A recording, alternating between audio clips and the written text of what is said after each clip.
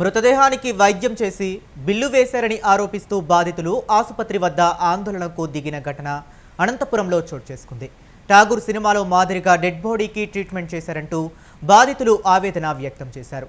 అనంతపురం కిమ్స్ సవీరా ఆసుపత్రిలో ఈ ఘటన చోటు చేసుకుంది. ఇక ఇదే అంశానికి సంబంధించి మరింత సమాచారం మా ప్రతినిధి ఆర్కే సూర్య అందిస్తారు. ఇచ్చిన ఠాగూర్ సినిమా తరహాలో ఒక ఘటన అనంతపురం నగరంలో జరిగింది. ఇక్కడ ఒక ప్రముఖ ప్రైవేటు వైద్యశాల కిమ్స్ సవేరా ఆసుపత్రిలో ఒక పార్వతి అని 39 సంవత్సరాల ఒక ఆమె అనారోగ్యంతో అనంతపురం నగరానికి ఫస్ట్ ప్రభుత్వ ఆసుపత్రికి తీసుకొచ్చారు. దాని తర్వాత అక్కడ సీరియస్నెస్ ఉండడంతో ఈ కిమ్స్ సవేరా ఆసుపత్రికి తీసుకెళ్ళి జాయిన్ చేశారు. అయితే ఈ ఫ్రైడే ఆమెను జాయిన్ చేశారు. అయితే ఒక 24 గంటల తర్వాత ఆమె అప్పటికే వీళ్ళు అనుమానం ఏం వ్యక్తం చేస్తున్నారంటే బాధితులు ఆమె అప్పటికే చనిపోయిన డెడ్ బాడీకి ట్రీట్మెంట్ చేసి 2 లక్షల రూపాయలు వసూలు చేశారని చెప్పడం జరుగుతుంది. ఆ తర్వాత డెడ్ బాడీని వీళ్ళకి అప్పగిస్తూ ఉంటే వీళ్ళు గుర్తించారని చెప్తున్నారు. మనతో మాట్లాడడానికి ఆ మృతురాలి బంధువు ఉన్నారు. ఒకసారి మాట్లాడదాం. అమ్మ చెప్పమ్మా, ఏం జరిగింది అసలు, నిజాలు చెప్పు. సార్ మేము ఫస్ట్ థర్స్డే ఇక్కడికి అనంతపూర్ గవర్నమెంట్ హాస్పిటల్కి వెళ్ళాం సార్. అక్కడికి వెళ్తే లేదు, చాలా క్రిటికల్గా ఉంది కండిషను, ఆమె పొజిషన్ బాగాలేదు అని చెప్పి వేరే హాస్పిటల్కి తీసుకెళ్ళండి అని చెప్పారు. మేము ఒక 3-4 హాస్పిటల్స్ తిరిగాం సార్. తిరిగితే అక్కడ కూడా అవ్వదు, అది కాక నైట్ టైం సార్, అవ్వదు అని చెప్పేసరికి మేము ఇక్కడికి షిఫ్ట్ చేయాలి. అంబులెన్స్ డ్రైవర్ ఇక్కడికి సజెషన్ చేశారు, మాకు ఇక్కడికి వెళ్ళండి అని చెప్పి అతనే తీసుకొచ్చారు. అతను తీసుకురాగానే ఇక్కడున్న డాక్టర్స్ మాతో చెప్పారు, ఇక్కడ మేము చూసుకుంటాము, మీ అత్తగారిని మంచిగా తీసుకొని వస్తాము, ఆమె బాగుంటుంది హెల్తీగానే అని చెప్పి ఫస్ట్ అడ్వాన్స్ పే చేయించుకున్న తర్వాత మాతో అమౌంట్ అంతా మామూలు మెడిసిన్కి ఫార్మసీకి దానికి అంతా అయ్యే అమౌంట్ మాతో తీసుకున్నారు సార్. మొత్తం అంతా తీసుకొని తర్వాత మాకు కట్టడానికి ఇంత అమౌంట్ కట్టడానికి మా చేత అవ్వదు సార్ అని చెప్పి మళ్ళీ మాట్లాడాం మేము సార్తో. మాట్లాడితే సార్ వాళ్ళు వచ్చేసి సరే మీకు ఈ టెస్టులు చేస్తాము, ఈ టెస్టులు చేసిన తర్వాత మీరు కర్నూలుకి రిపోర్ట్స్ కర్నూలు తీసుకెళ్ళండి, వాళ్ళు దాని తర్వాత వచ్చే స్టెప్స్ అంతా వాళ్ళు చూసుకుంటారు అని అన్నారు. సరే అని చెప్పి మేము ఆ టెస్టులు చేయించాము.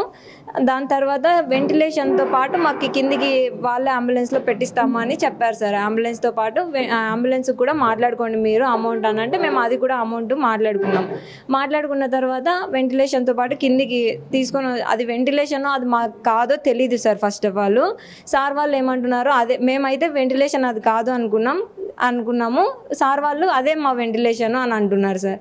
మేము అది కిందికి తీసుకొని రాగానే మా వాళ్ళకి అది ఐస్ అనేది ప్లాస్టర్ వేసి ఉంది. మామూలుగా మేమైతే చనిపోయిన వాళ్ళకి మామూలుగా ఐస్ చూడగలుగుతారు కదా, మామూలుగా రోల్ చేస్తున్నారు, ఆమె రోల్ చేస్తుంది, ఆమె కదులుతుంది అని చెప్పారు మాతో అంతకుముందే. అందుకని ఎందుకు ప్లాస్టర్ వేశారు అని చెప్పి మేము అడగగానే వాళ్ళేమో లైటింగ్ పడకూడదు పేషెంట్కి అని చెప్పి అలా ప్లాస్టర్ వేసాము అని అన్నారు. తర్వాత నా తమ్ముడు పల్స్ చెక్ చేశారు. తేజ సార్ వచ్చి లేదు, నా తమ్ముడు లేదు పల్స్ ఆడట్లేదు అని చెప్పారు. కానీ నా తేజ సారు లేదు పల్స్ ఆడుతుంది స్లోగానే అని చెప్పి అన్నారు సార్. మళ్ళీ చూసేసరికి వాళ్ళు మళ్ళీ అంబులెన్స్లో ఎక్కి చూశారు. అక్కడ చూసేసరికి అంబులెన్స్లో పల్స్ రేట్ అనేది ఏమీ లేదు సార్. సిపియు చేశారు కానీ ఏమి ఫలితం రాలేదు సార్. అంటే ఇక్కడ ఆమె చనిపోయిన తర్వాత ఆమె జీవించి ఉందనేసి మీకు ఆమె బాడీని హ్యాండ్ ఓవర్ చేశారు, అంతే కదమ్మా? అంటే ఆమె జీవించి ఉంది అని చెప్పి వాళ్ళు అన్నారు సార్.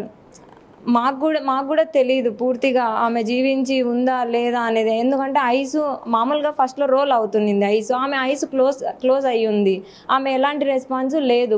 మేము మామూలుగా ఆమె రెస్పాండ్ అవుతుంది అనేది ఐ వల్ల మాత్రమే తెలుసుకున్నాం. ఇది మిగతా body upper body lower body అంతా ఏమి కదలడం లేదు, ఐస్ ఒకటే రోల్ అవుతున్నాయి, ఐస్ క్లోజ్ అయ్యి ఉంది. ఇంకా అందులోనూ పల్స్ మాకేమీ అనిపించలేదు సార్. అందుకని మేము అక్కడ చనిపోయింది అనుకుని మేమే క్వశ్చన్ చేసాం. మీరు వెంటనే పోలీస్ స్టేషన్లో కంప్లైంట్ ఇవ్వాలని 4th టౌన్ పోలీసులను సంప్రదించారు.